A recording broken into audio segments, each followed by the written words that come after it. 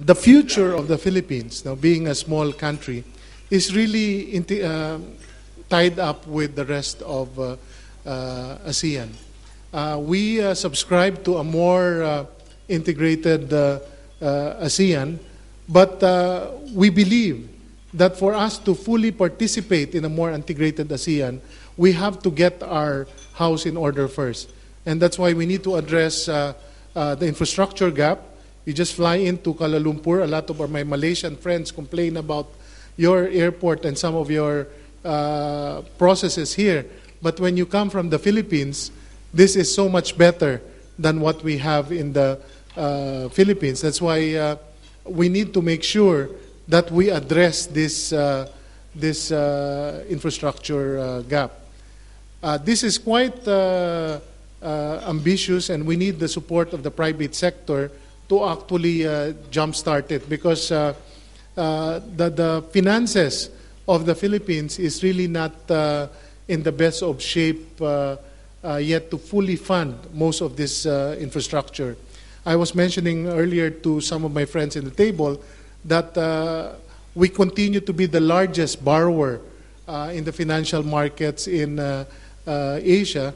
Last night we just did a bond exchange for $3 billion, and 3 weeks before that we did a global peso exchange. No? The market is very liquid right now, but to make sure that we have continued access to the markets, we need to make sure that we continue to address some of our fiscal issues.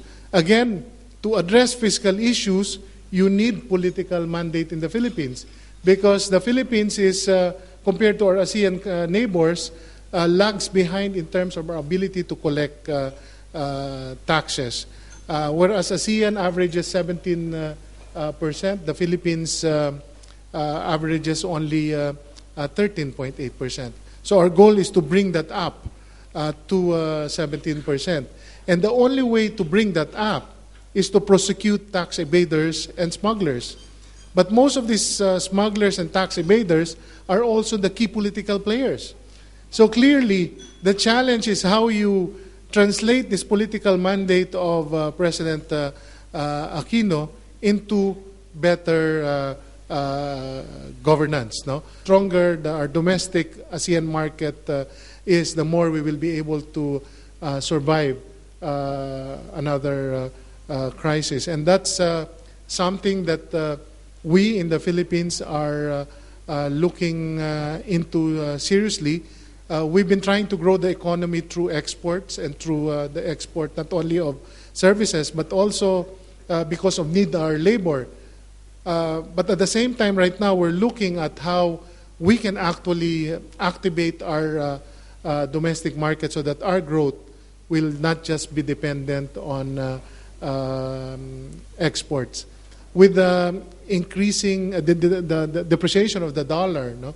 And this propensity right now of countries to play around with their exchange rates, exports will be a tricky thing to rely on, because we're a very small player, and we're really dependent on what the giants will do in terms of their exchange rates. But for us in ASEAN, I think we need to focus on creating a very strong ASEAN domestic market. And one way of doing that is really to have a roadmap of increasing intra-ASEAN trade by sitting down with the global multinationals who operate across ASEAN, or the regional players in ASEAN, and coming up with a plan to actually increase intra-ASEAN trade. And that's the way I think ASEAN can be more competitive, in line with the theme of this conference. So to summarize my talk, the Philippines is under new management. It's under a new president with a mandate. We no longer have the credibility issue that we've had. We're focusing on the three issues that has held us back: corruption, our processes, as well as some of our policies, and infrastructure gap. We are working towards being more integrated with ASEAN because we believe our future is there in a more integrated ASEAN.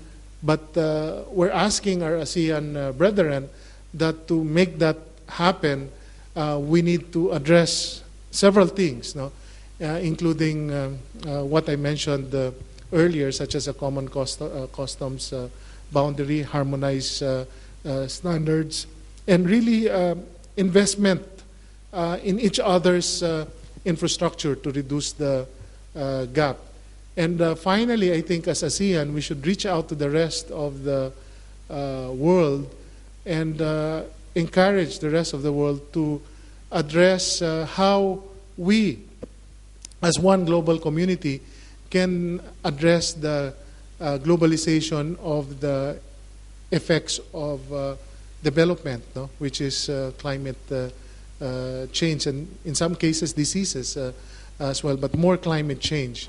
And countries such as the Philippines, Pakistan is also suffering it, is dealing with it on its own. No? We get aid, but aid is really not much. But I believe that there must be an infrastructure that should be set in place, either a globalized insurance, a tax on financial transaction, but something that would allow us to share resources and help us deal with the impacts of globalization. This is the way to, I think, move forward and make sure that individual countries will continue to have the support to continue to globalize their economies.